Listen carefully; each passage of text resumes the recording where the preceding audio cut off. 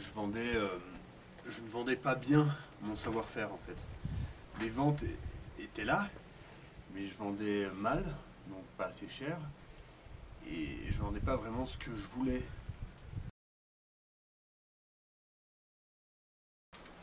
Mais sûr qu'il y a plusieurs avancées. Déjà, mon entourage sait mieux ce que je fais, c'est le premier point. Donc eux, ils peuvent plus parler de moi en sachant ce que je fais.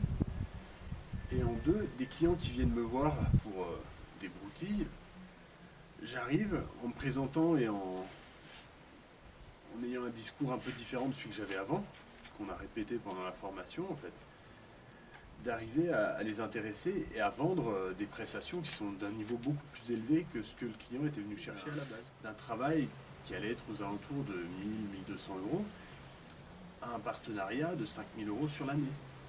Donc ça c'est des chiffres et c'est quelque chose que j'aurais jamais fait avant.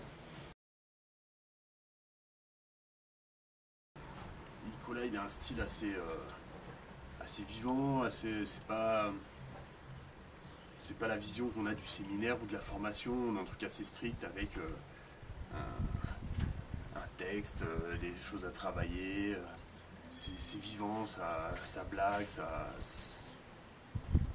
vraiment sympa.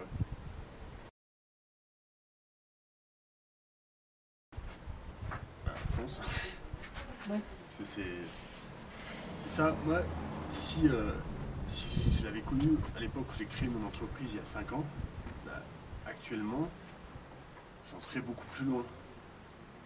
Je me dis, c'est que des formations comme ça devrait être limite obligatoire quand on crée son entreprise, au lieu de faire une formation à la chambre des métiers, un truc qui sert à rien.